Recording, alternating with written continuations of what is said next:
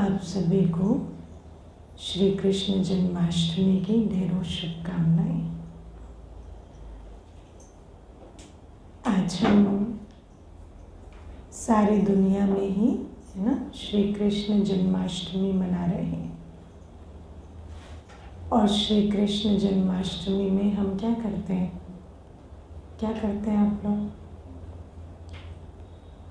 कैसे मनाई जाती है श्री कृष्ण जन्माष्टमी? उपवास रखा जाता है, कृष्ण जी की लीला को याद किया जाता है। हाँ, और उनका फिर जन्म भी दिखाया जाता है और हम उसको हर वर्ष मनाते हैं। आज हम थोड़ा सा डिफरेंटली इसको सोचेंगे। क्या हम सिर्फ श्री कृष्ण जन्माष्टमी मनाएंगे या सच में हमें श्री कृष्ण पुरी को लाना है? ऐसी दुनिया बनानी है जहाँ श्री कृष्ण का हम आह्वान कर सकें। आपको लगता है कि ये जो दुनिया हमने बनाई है, हमने बनाई ना ये दुनिया, हाँ? इस दुनिया का जो वर्तमान हाल है ये हमने बनाया ना, कि नहीं? हाँ, हमने बनाया। तो हमने ये जो दुनिया बनाई है, क्या ये सचमुच श्री कृष्ण को बुलाने लायक है अभी? अगर श्री कृष्ण देव यहाँ आए तो उनको अच्छा लगेगा आकर इस दुनिया में? है ना? आप किसी को घर में बुलाते हैं तो क्या करते हैं? अपने घर की साफ सफाई करते हैं, हर प्रकार का उनके लिए स्वागत की तैयारी करते हैं। आज हम मंदिर भी बनाते हैं, तो हम श्री कृष्ण के मंदिर कैसे बनाते हैं? बहुत भव्य बनाते हैं, है ना? अच्छे से अच्छे मंदिर बनाते हैं। तो क्या हमें श्री कृष्ण का आह्वान करने के लिए अच्छे से अच्छी दुनिया नहीं बनानी चाहिए? बनानी चाहिए ना, तब तो जाकर हमारा आह्वान जो है वो सफल होगा।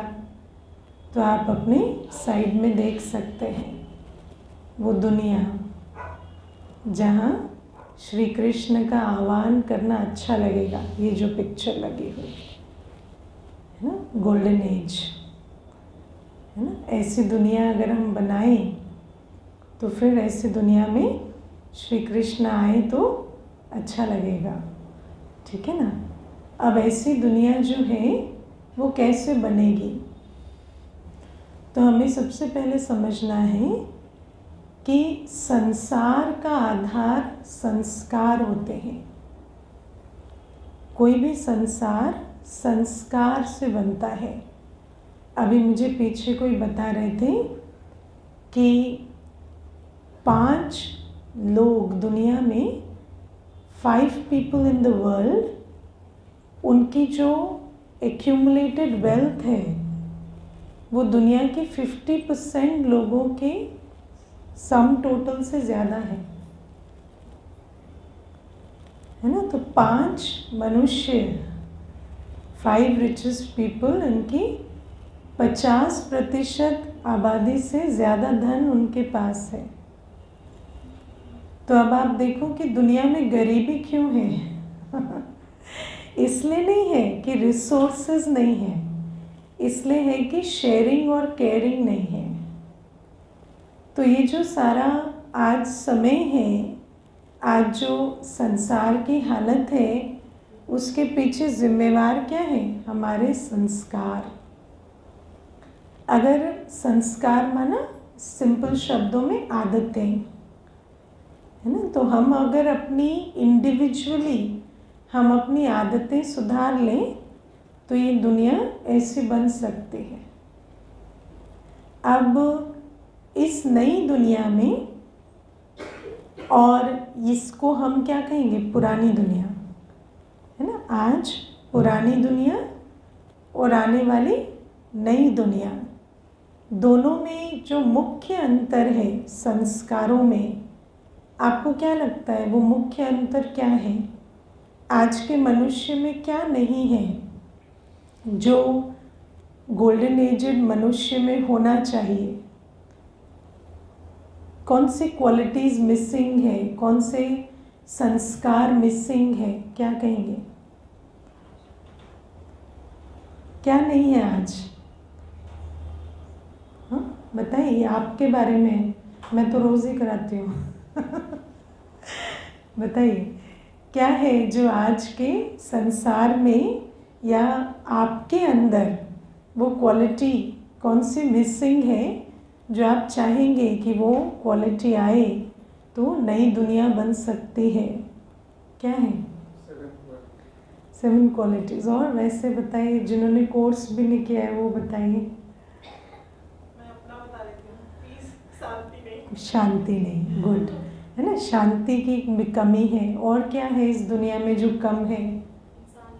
इंसानियत है ना। और ऑनेस्टी की कमी है। और टॉलरेंस की कमी है। और किसकी कमी है? हाँ, शेयरिंग की कमी है। और केयरिंग की कमी है। और किसकी? हाँ, पवित्रता है ना। खुशी है, प्यार है, इनकी बहुत कमी है आज संसार में, है ना। प्यार मांगने वालों की कमी नहीं है, प्यार की कमी है। हर कोई प्यार मांग रहा है लेकिन प्यार देने वाला कोई नहीं है। तो ये जो संसार है, इस संसार को उस संसार में बदलने के लिए हम इंडिविजुअली क्या कर सकते हैं? पीसफुल, हैप्पी, लवफुल, टॉलरेंट, है ना, ऐसे हम बन सकते हैं। आप बनना चाहेंगे? अब आपके अंदर ऐसे आता है कि सारी दुनिया ऐसी है तो हम चेंज कैसे हों? कभी कभी हमें लगता है ना कि संसार की वजह से हम ऐसे हैं, लेकिन क्या दूसरों की वजह से आप ऐसे हैं या आप अपने संस्कारों की वजह से हैं? वो पहले हमें सोचना है। तो उसके लिए हम पहले एक प्रश्न का उत्तर लेंगे। आप ये क्लास सुन रहे हो, राइट? आप इस क्लास को कहाँ सुन रहे हो? यहाँ या यहाँ? स्टेज पे या यहाँ अपने अंदर? आप कहाँ एक्सपीरियंस कर रहे हो क्लास को? अपने अंदर। करेक्ट है ना? किसी और का कोई और आंसर है? नहीं, है ना? तो आप जब कुछ देखते हैं, जब कुछ सुनते हैं, तो उसको आप अपने अंदर प्रोजेक्ट करते हैं और आपका एक्सपीरियंस वैसा ही है जैसा आपका प्रोजेक्शन है। ठीक है?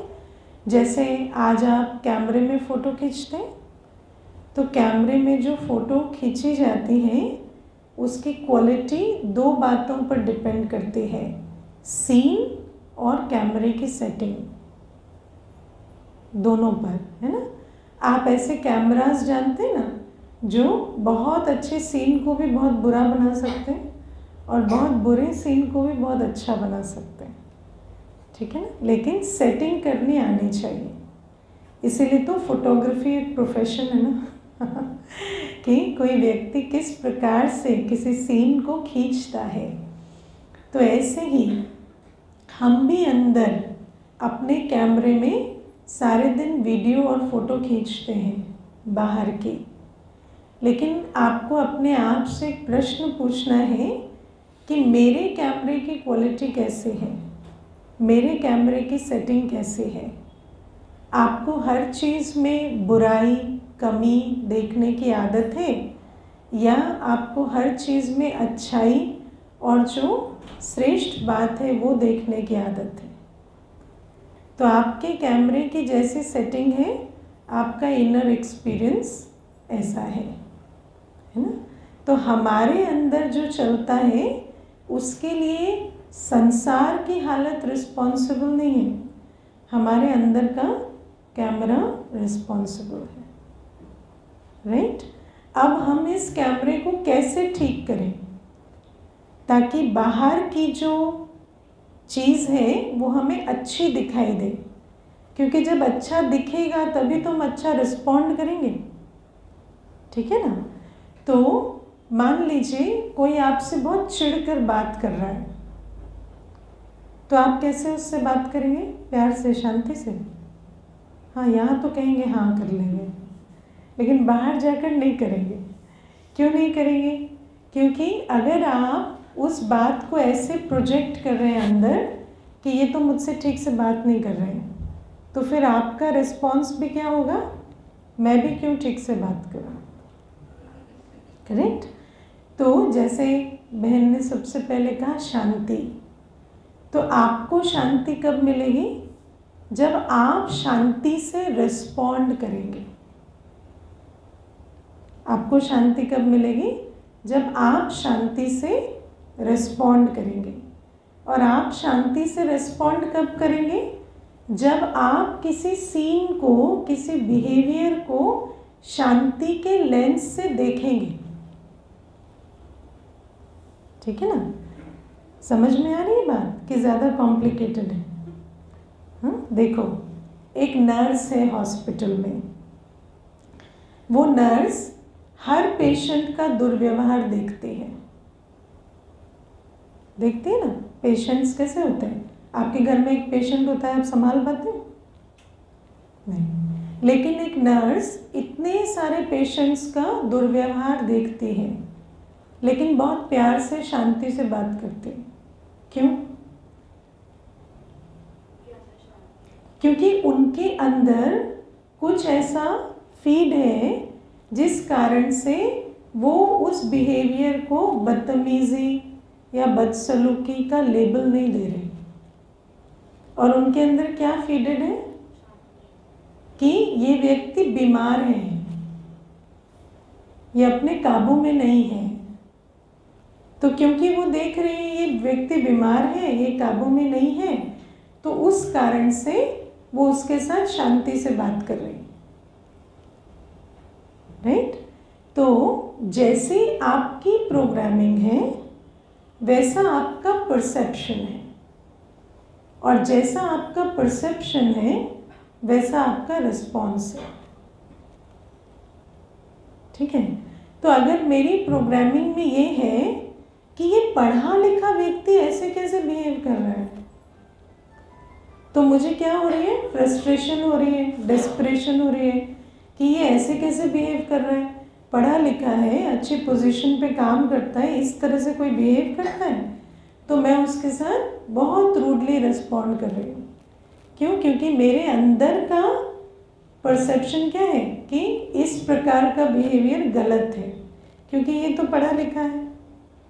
लेकिन अगर वही कोई अनपढ़ व्यक्ति है, जिसको मैं अपनी भाषा में जाहिल कहती हूँ, है ना, तो मुझे आएगा कि इसको तो वैसे ही कुछ पता नहीं है, छोड़ो, है ना, इग्नोर करो। तो आप जिस प्रकार से देखते हैं वैसा आप रिस्पॉन्ड करते हैं। समझ रही बात, है ना। तो अब हर व्यवहार में आप क्या अपने अंदर ऐसा रखें जिससे आप शांति से रिस्पॉन्ड करें। उसको हम समझने से पहले मैं आपको एक निजी अनुभव बताती हूँ। हमारी एक बहन है, वो साइकोलॉजिस्ट है, साइकाइट्रिस्ट साइकोलॉजिस्ट दोनों ही हैं। तो जब उनके फादर जो हैं, जब वो उनके साथ बहुत इरिटेटेड होकर बात करते थे ओल्ड एज में, तो बहुत परेशान होती थी। तो मुझे हर बार कहती, ऐसे बात करते हैं, है ना, मुझे अच्छा नहीं लगता, हर समय, है ना, कंप्लेन करना, ताने मारना, ये बातें रहती हैं। कंप्लेन भी कितना सुनेंगे, अच्छा नहीं लगता कभी कभी। तो इस प्रकार से कहती थी। तो मैंने उनको कहा, आपको क्यों इतनी तकलीफ हो रही है? आपके पास तो सब कंप्लेन करने वाले ही आते हैं ना सुबह से शाम तक। तो मुझे कहती, हाँ पर वो तो बीमार है ना, ये तो मेरा फादर है ना। तो मैंने कहा, फादर भी तो बीमार है ना। तो आज से ऐसे नहीं सोचना कि ये फादर है, सोचना ये एक पेशेंट है। और जैसे आप एक पेशेंट की तरफ कंपैशन रखते हैं ऐसे रखना। तो कहते हैं ऐसे थोड़ी होता है, फादर को पेशेंट कैसे समझेंगे, उनसे तो हमारी एक्सपेक्टेशन है ना। तो हम तो सोचते हैं फादर हैं, इनको अप्रिशिएट करना चाहिए, बच्चे इतने मेहनत कर रहे हैं, बच्चे इतना लगन से काम कर रहे हैं, उनका ध्यान रख रहे हैं। तो मैंने कहा एक बार ट्राई तो करो, अगर आप सक्सीड हो जाएंगे तो आप भी शांति से रहेंगे, वो भी शांति से रहेंगे। तो कहती थोड़ा एफर्ट लगा, पर जब भी मैं उनके पास जाती थी ना तो मैं सोचती थी ये भी एक पेशेंट है, इनको भी कंपैशन की ज़रूरत है। तो ऐसे करते करते कहती मेरा फादर के साथ संबंध बहुत ठीक हो गया। तो अब आप देखो कि अगर आप अपने अंदर प्रोग्रामिंग को चेंज करें तो आपका परसेप्शन चेंज होता है, आपका रिस्पॉन्स चेंज होता है, और आपके रिस्पॉन्स के आधार से आप पीसफुल रहते हैं। आपकी पीस कोई दूसरा नहीं छीनता है ना। कोई दूसरा आपके साथ कैसा भी व्यवहार करे, अगर आप नेगेटिव थॉट, नेगेटिव बोल, नेगेटिव कर्म में एंगेज नहीं कर रहे हैं तो आपकी शांति नहीं खोएगी।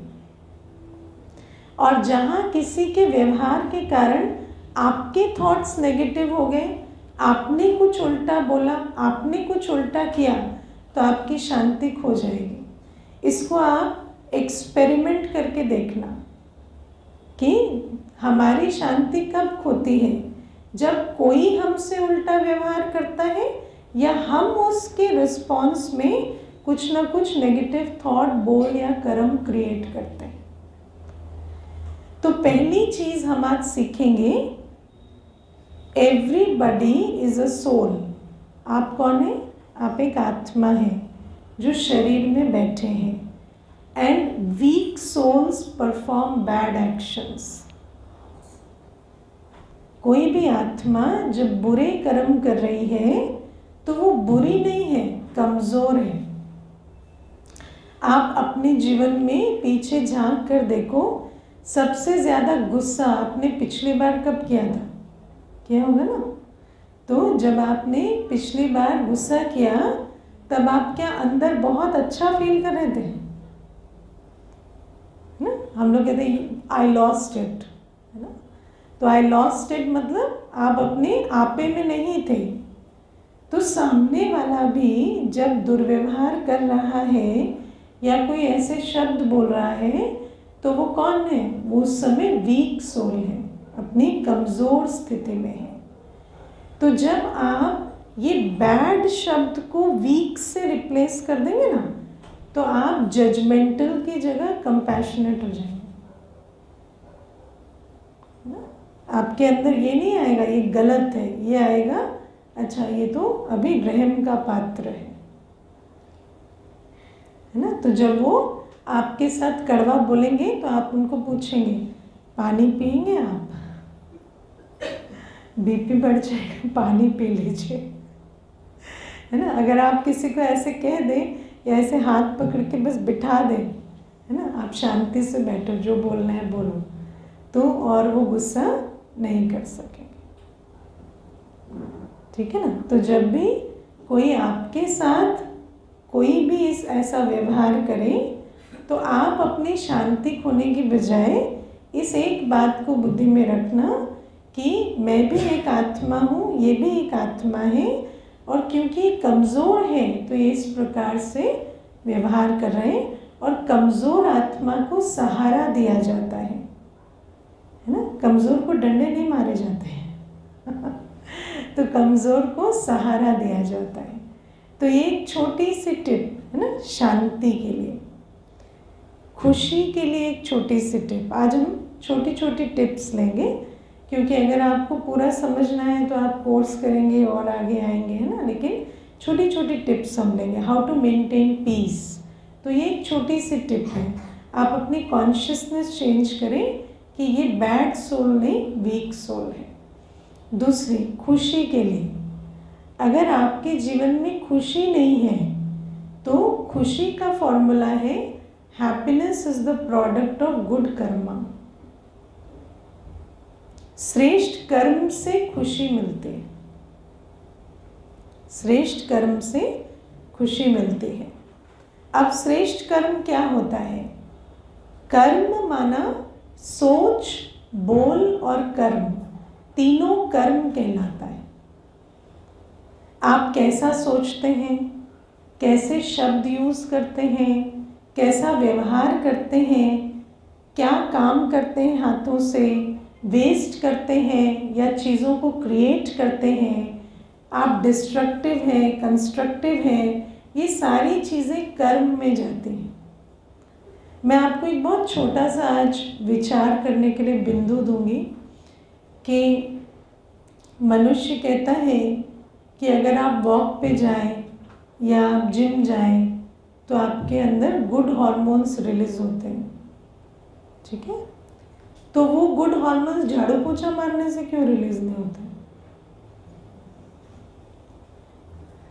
व्यक्ति को अगर झाड़ू पोछा मारना पड़े तो कहते हैं हाय मेरी तो जीवन खराब हो गई, मुझे तो नौकर बना दिया, है ना? और अगर वही चीज़ वो अपनी स्वेच्छा से जिम जाए या पार्क जाए तो कहता है मुझे तो बहुत खुशी हो रही है, मेरे अंदर गुड हार्मोन्स रिलीज हो रहे हैं, है ना? तो जब झाड़ू पोछा मार रहे हैं तो उसकी सोच क्या चल रही है? तो हार्मोन्स का कनेक्शन सिर्फ एक्टिविटी से नहीं है, सोच से भी है। अगर आप कोई बहुत अच्छा काम भी कर रहे हैं पर आपकी जो सोच है वो उस अच्छे काम के प्रमाण नहीं चल रही, आपके थॉट वर्ड एक्ट में इंटेग्रिटी नहीं है, तो आपको बहुत अच्छा काम करके भी खुशी नहीं होगी। ऐसा भी पॉसिबल है। और अगर मानो आप हाथों से भी कुछ नहीं किए लेकिन आप सारे दिन अच्छे थॉट्स क्रिएट किए तो उससे भी आपको खुशी होगी। समझ आए बात? तो जब हम सोच, बोल और कर्म अच्छे रखते हैं, कर्म ऐसे जिससे अपनी और दूसरे की उन्नति हो, सोच जिसमें अपने श्रेष्ठता, अपनी शक्ति, अपनी कमजोरी का चिंतन नहीं, अपने गुणों का चिंतन है, हर आत्मा के लिए शुभ भावना, शुभ कामना है। ऐसी सोच जब हमारे अंदर चलती है और हम जब शब्द यूज़ करते हैं तो हमारे शब्दों में स्नेह है, एनकरेजमेंट की भावना है, तो फिर हमारे जीवन में खुशहाली होगी। अगर आप किसी को देखते हैं और आपके मुख से शब्द निकलते हैं इसका तो कुछ नहीं होगा, इनसे तो मुझे नहीं लगता कुछ होने वाला है, तो इस प्रकार के शब्द आपकी खुशी को गायब करते हैं। तो हमारे सोच, बोल और कर्म जब क्रिएटिव होते हैं, प्रोडक्टिव होते हैं, तो हमारी खुशी बढ़ती है। और अगर हमारे सोच, बोल और कर्म क्रिएटिव और प्रोडक्टिव की जगह आजकल सबसे बड़ी प्रॉब्लम क्या है? पैसिव कर्म, है ना? आज हम क्या करते हैं? सारे दिन मोबाइल देख रहे हैं, ठीक है? पहले आप एक फिल्म देखकर आते थे, कितने दिन खुश होते थे? 2-4 हफ्ते तो रहते ही थे खुश, है ना? और आज आप बिंज वॉचिंग कर रहे हैं, एक के बाद एक के बाद एक के बाद एक, और ना देखते हुए खुश है ना बाद में खुश है। क्यों? क्योंकि आप क्रिएट नहीं कर रहे हैं, आप कंज्यूम कर रहे हैं। कंज्यूमर खुश नहीं होता, क्रिएटर खुश होता। आप भोजन प्यार से बनाएंगे तो आपको जितनी खुशी होगी खाने से उतनी नहीं होगी, है ना? लेकिन आज मनुष्य सोचता है कोई बना दे बस हम खा लें, ना? तो क्रिएट करने से खुशी होती है, कंज्यूम करने से खुशी नहीं होती। आज हर ऐसा कोई इस क्लास में नहीं बैठा है जिसके अंदर क्रिएटिव एनर्जी नहीं है या टैलेंट नहीं है, लेकिन हम सारे दिन उसको यूज़ करने की जगह, उससे कुछ क्रिएट करने के बजाय हम सिर्फ कंज्यूमर बने बैठे। हम सोचते देख के, सुन के, खा के, घूम के, खर्च करके, पी के, है ना, हमें खुशी मिल जाए। उससे खुशी मिलती है लेकिन law of diminishing marginal returns के साथ। हर यूनिट कम कम कम खुशी देता है। और एक समय आता है जिसमें मनुष्य कहता है कि कुछ भी कर लो खुशी हो ही नहीं रही है। मैं हमेशा ये बात सोचती हूँ, मैं जब ऑफिस में काम करती थी तो एक बार क्या हुआ कि मुझे किसी कुलीग से काम था, तो वो लैपटॉप देख रहे थे और थोड़े बिजी लग रहे थे, तो मुझे लगा थोड़ा उठाए सर तो मैं बात करूं, ऐसे डिस्टर्ब करना अच्छा नहीं लगा। तो मैं उनको थोड़ी देर देखती रही कि अभी थोड़ा देखेंगे।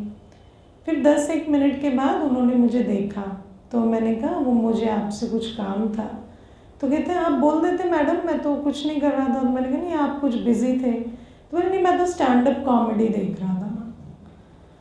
तो मैंने कहा आप हंसे तो एक बार भी नहीं, 10 मिनट हो गए मैं आपको देख रही हूँ, आप एक बार भी हंसे नहीं। आप स्टैंड अप कॉमेडी देख रहे हैं या कॉमेडियन को चैलेंज कर रहे हैं कि हंसा कर तो दिखाओ।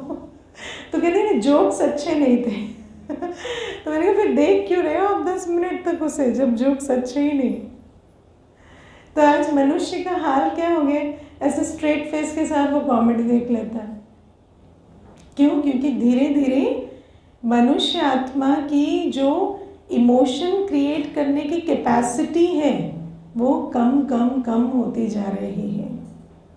क्योंकि जितना आप, जैसे आप रोज़ बाहर से मंगाकर खाएंगे तो आपको अगर खाना बनाना भी आता होगा तो भूल जाएंगे ना धीरे धीरे। ऐसे ही आज हम रोज़ बाहर से खुशी मांग रहे हैं तो हम अपनी खुशी बनाना भूल गए हैं। अब हमें खुश होना नहीं आता।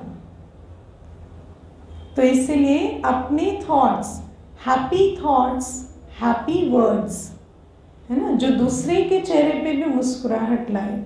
अपने आप से भी जब हम बातें करते हैं तो ऐसे जो हमें इनकरेज करे, उमंग उत्साह भरे। और कोई भी हम कर्म ऐसा करें जिसमें हमारी क्रिएटिव प्रोडक्टिव स्किल्स यूज़ हों और उनसे अपना भी मूड्स अपलिफ्ट हो और दूसरे को भी कुछ बेनिफिट मिले। तो इस प्रकार से जब हम क्रिएटिव कर्म करेंगे तो हमें खुशी होगी। मुझे याद है हमारा एक कुमार है तो बाहर रहता है, तो जब भी फ़ोन करता ना, आज अच्छा नहीं लग रहा है, मूड ठीक नहीं लग रहा है, ऐसे ही करता रहता। तो एक दिन संडे उसका फ़ोन आया शाम को, तो मैंने सोचा अभी क्या उठाने से अच्छा नहीं लगता, मूड ठीक नहीं है, यही करेगा। तो मैंने उठाया, मैंने कहा आज मूड कैसा है? तो मुझे कहता आज बहुत अच्छा मूड है, बहुत खुश हूँ। तो मैंने कहा आज सोए क्या सारे दिन? तो कहते नहीं, आज मैंने सारे कमरे की सफाई कर ली, सारे पूरा क्लीन करके, कपड़े धो के सब कुछ मैंने जैसे सेट कर दिया, तो बड़ा अच्छा लग रहा है ना। तो मैंने कहा मैं तो कब से कह रही हूँ थोड़ा उठो, कुछ करो तो अच्छा लगेगा। तो खुशी किससे मिलेगी? श्रेष्ठ कर्म करने से, ठीक है। और प्यार किससे मिलेगा? किसके लिए गाते हो? प्यार का सागर है, तो प्यार का सागर है, तेरी एक बूंद के प्यासे हो, है ना। चाहे आप दुनिया में क्या करते हैं, हस्बैंड वाइफ से प्यार मांग रहे हैं, वाइफ हस्बैंड से मांग रही है ना, दोनों बच्चों से मांग रहे हैं, इस प्रकार से चलता है। लेकिन फिर भी प्यार का सागर आप किसी मनुष्य को नहीं कहते, प्यार का सागर भगवान को कहते हैं। लेकिन भगवान से प्यार लेते ही नहीं, भगवान से प्रॉपर्टी मांगने जाते हैं, नौकरी मांगने जाते हैं, सगाई करा दो, शादी करा दो मांगने जाते हैं, लेकिन भगवान से प्यार मांगने नहीं जाते। और प्यार का सागर प्यार देता है हमें। तो जब हम परमात्मा की तरफ प्यार से देखेंगे ना, तो वो हमारे दिल को प्यार से भरेगा। इस दुनिया में मैं आपको एक छोटा सा प्रश्न पूछूंगी, आप विचार करके उत्तर देना। इस दुनिया में एक भी ऐसा मनुष्य है जिसको आप अपना पूरा सच बता सकते हैं? 100%। मम्मी है। हाँ, अभी है मम्मी। ठीक है ना। तो और बाकी है कोई? क्यों नहीं बता सकते? क्योंकि आप बताएंगे तो आपसे प्यार नहीं करेंगे, है ना। तो हम किसी से के साथ भी जब चलते हैं तो हम झूठ फरेब के आधार से चलते हैं। कहने में अच्छा नहीं लगता पर ये सच है। और जब तक आप किसी ऐसे को, है ना मिले जो आपको टोटली एक्सेप्ट करे, तो आप अपने आप को एक्सेप्ट नहीं कर सकते। और जब तक आप अपने को एक्सेप्ट नहीं कर सकते, आप अपने को चेंज नहीं कर सकते। Because acceptance is the first step to change. तो एक ही इस पूरी धरा पर, इस पूरे ब्रह्मांड में एक ही एंटिटी है जो आपको टोटली अनकंडीशनली, आप जो है जैसे है वैसे एक्सेप्ट करते, वो है परमात्मा। और जब आप परमात्मा के साथ संबंध रखते हैं, परमात्मा के साथ संबंध कैसे रखा जाता है? जन्माष्टमी पर झूला झुला के, शिवरात्रि पर दूध चढ़ा के नहीं, परमात्मा को आपका कुछ नहीं चाहिए, थोड़ा सा समय और संकल्प चाहिए, टाइम एंड थॉट। और परमात्मा बस ये चाहते हैं कि दिन में कुछ देर, वो भी सुबह सुबह, आप अपनी बुद्धि को उनकी तरफ मोड़ें और फील करें कि वो आपको कितना प्यार करते हैं। भगवान आपकी राह तकते हैं कि मेरा बच्चा अभी मुझे देखेगा, अभी मुझे देखेगा, और बच्चा तो इतना बिजी है कि भगवान की तरफ एक बार भी देखता ही नहीं, है ना। तो परमात्मा हमें कहते हैं कि आप सुबह सुबह जब आँख खुलती है तो थोड़ी देर अपनी बुद्धि को मेरी तरफ मोड़ो। एक बहुत अच्छा एक्सप्रेशन है, be still and know that I am here. बस शांति में बैठकर ये उसकी उपस्थिति को महसूस करना कि वो निराकार ज्योतिबिंदु परमात्मा शिव बाबा यही है, और वो मुझे बहुत प्यार से, मैं जो हूँ जैसा हूँ, मुझे स्वीकार करता है और मुझे आगे बढ़ने की शक्ति और सामर्थ्य और बल भी दे रहा है, अपनी कमी कमजोरियों से उठने की शक्ति भी देता है। और एक बहुत अच्छा सिद्धांत है जो कहता है, we perceive as we are. जैसे हम हैं वैसा ही हम दूसरे के साथ, दूसरे को भी देखते हैं, दूसरे के साथ भी व्यवहार करते हैं। तो जब हमारे अंदर ऐसी भावना आती है, ये अनुभव आता है कि भगवान मुझे अनकंडीशनली एक्सेप्ट करते हैं, तो आप भी दूसरे को अनकंडीशनली एक्सेप्ट कर पाते हैं और आप भी उसको स्नेह सहयोग दे पाते हैं, है ना। क्योंकि जब हम किसी की कहानी सुनते हैं तो हम उसे एक्सेप्ट क्यों नहीं कर पाते? क्योंकि हमने खुद को एक्सेप्ट नहीं किया। लेकिन जब परमात्मा के साथ संबंध बनाते हैं और हम अनुभव करते हैं कि वो अनकंडीशनल प्यार कैसा है कि वो हमें, हम जो है जैसे हैं स्वीकार भी करते हैं और हमें आगे बढ़ने की शक्ति भी देते हैं, तो आप भी किसी के साथ भी चलते हुए, उसके अंदर कैसे भी संस्कार हो, कैसे भी आदतें हों, उसके व्यक्तित्व में कितनी भी कमी कमजोरी हो, आप उसको कह पाते हैं कि कोई बात नहीं, आप आगे बढ़ सकते हैं। ठीक है ना। तो ये है हार्मोनियस लिविंग और प्यार से चलने का मंत्र। प्यार से हम तब चल पाएंगे जब हम प्यार के सागर से अपने दिल को प्यार से भरेंगे। ठीक है।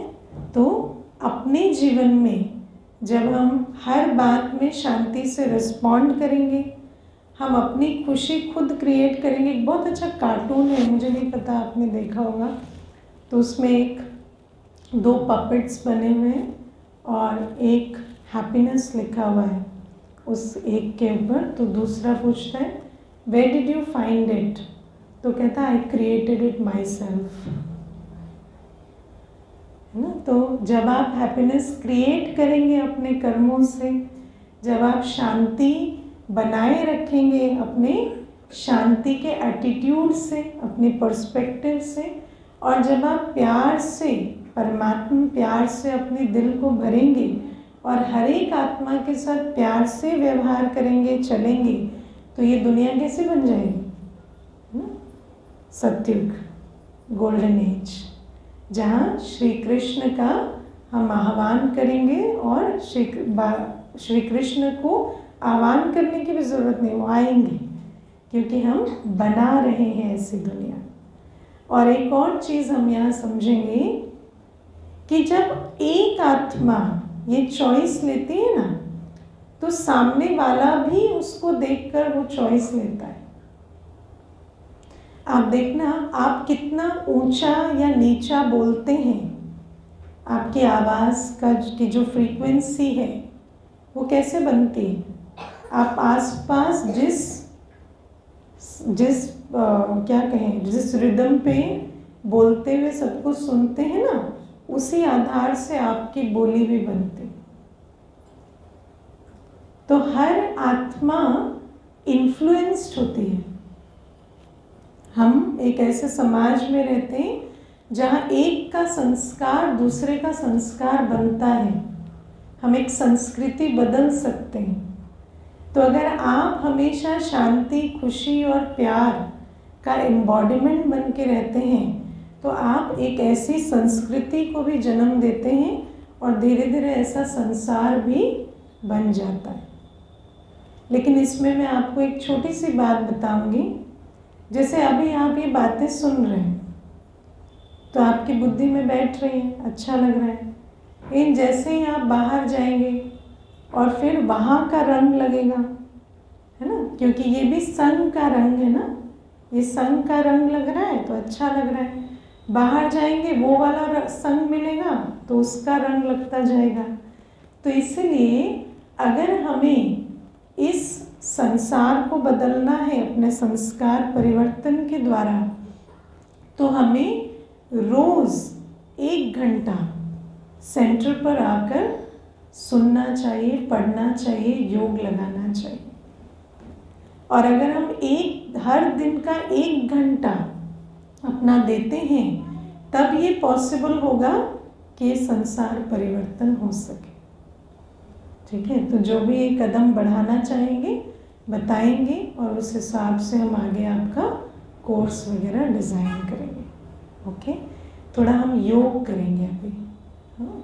और हम ऐसी अपने अंदर वो जो शांत, पवित्र और सुख स्वरूप, प्रेम स्वरूप अवस्था को जागृत करेंगे और विजुअलाइज करेंगे कि एक ऐसी दुनिया का निर्माण हो रहा है, क्योंकि संकल्प से सृष्टि बनती है। तो जो आप आज विजुअलाइज करेंगे वो इस संसार के निर्माण में भी मदद करेगा। चलिए, आप शांत बैठेंगे, मैं कमेंट्री करूँगी। जैसे जैसे मैं कमेंट्री देती जाऊँगी आप उस हिसाब से अपने अंदर वो थॉट्स और वो फीलिंग्स क्रिएट करेंगे।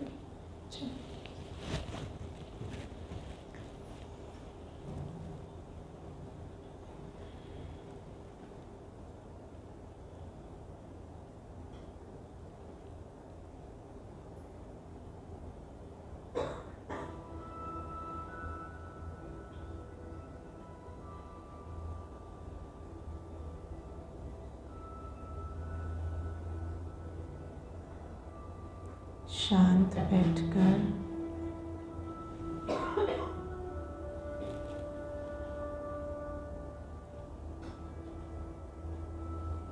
ऐसे अनुभव करें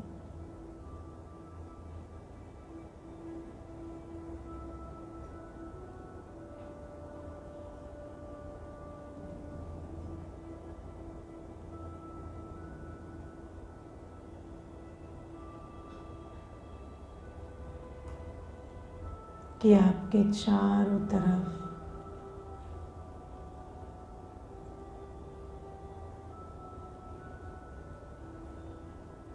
सब कुछ धुंधला हो गया है।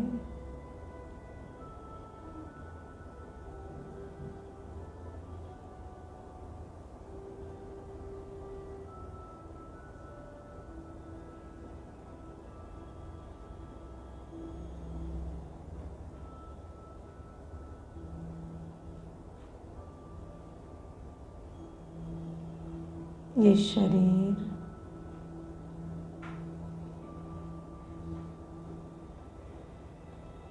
और ये सारा संसार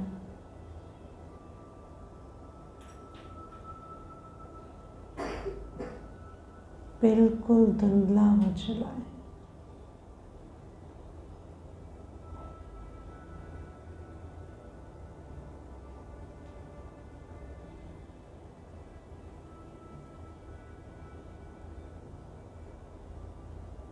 इस सुंदर घड़ी में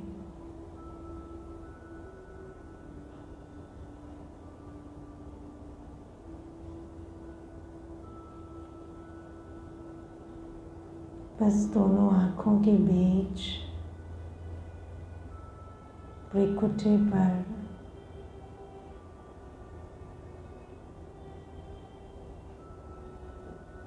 आप आत्मा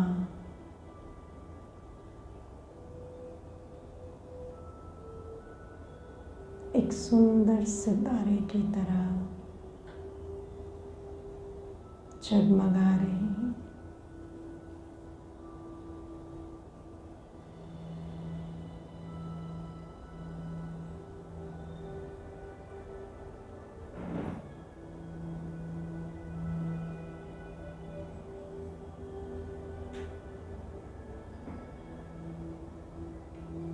मैं आत्मा वो ऊर्जा हूँ, वो शक्ति हूँ, सितारे जैसी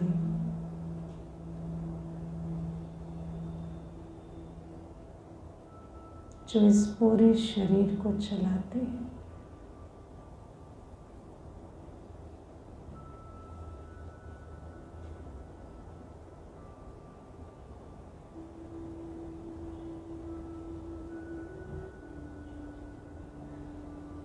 इस सुंदर घड़ी में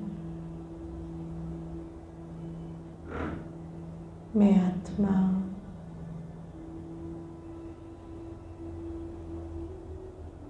परमात्मा उपस्थिति का भी अनुभव कर रही हूँ।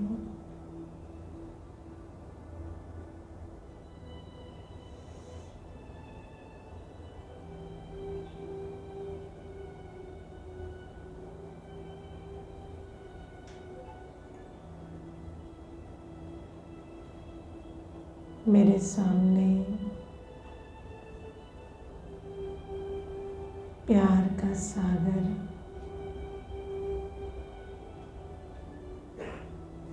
ज्योति बिंदु शिव पिता उपस्थित है।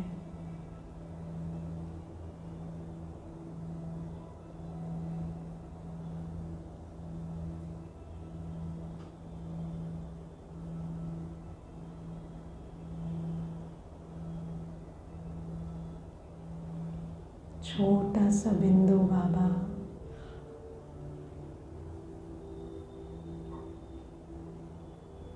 जो असीम प्यार की शक्ति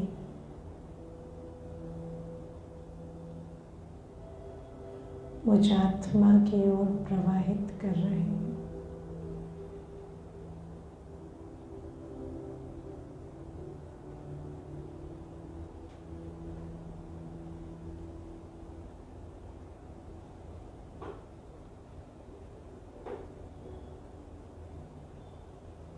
सुंदर सफेद किरणों के रूप में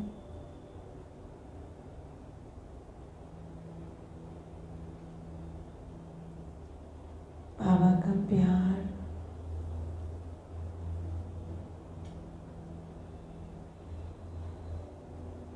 मुझ आत्मा को मिल रहा है।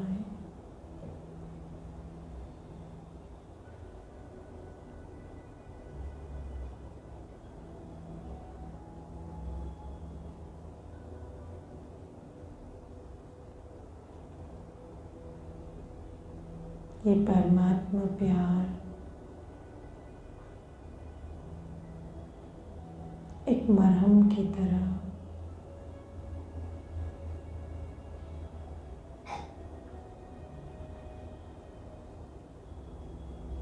मुझे उन सारे दर्द और दुखों से छुड़ाता जा रहा है।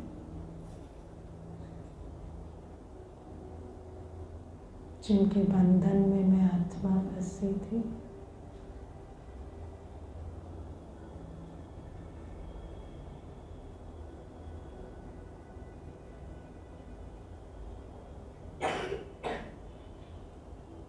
मेरे दिल के भीतर की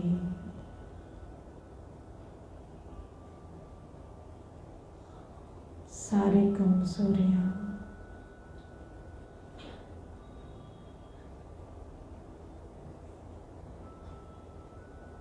परमात्मा प्यार की शक्ति हर रही।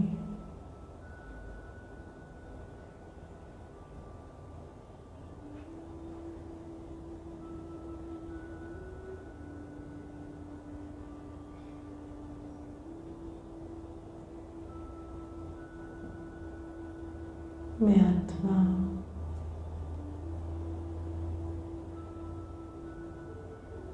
बहुत हल्का,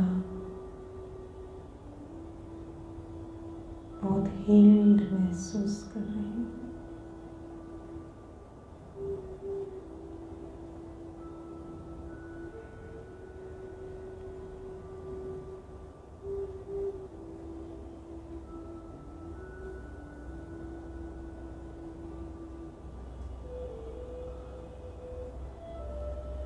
मेरे नैनों के द्वारा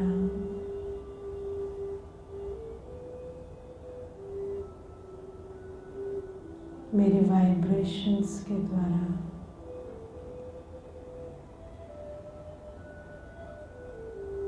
ये हीलिंग एनर्जी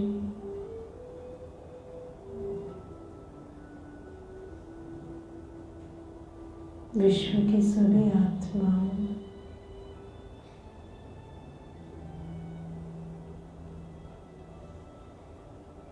और प्रकृति के पांचों तत्वों को भी मिल रही है।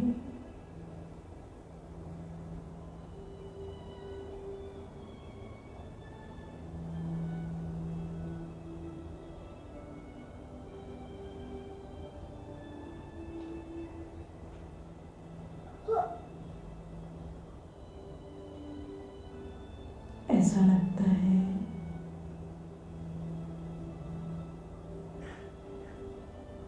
जैसे सारा ब्रह्मांड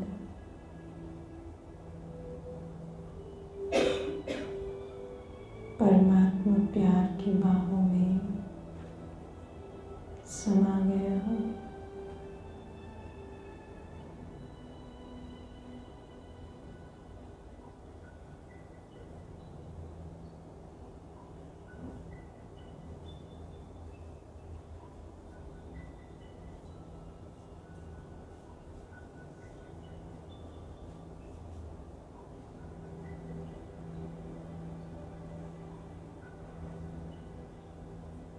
कुछ घड़ियों के लिए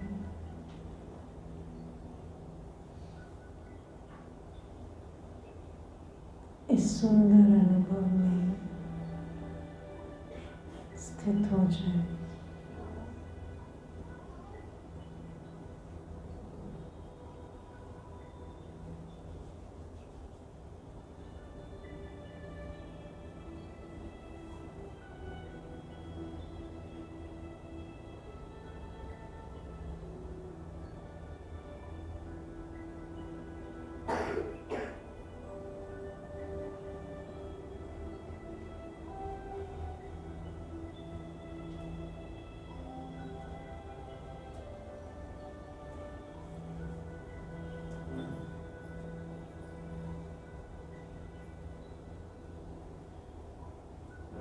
शांति।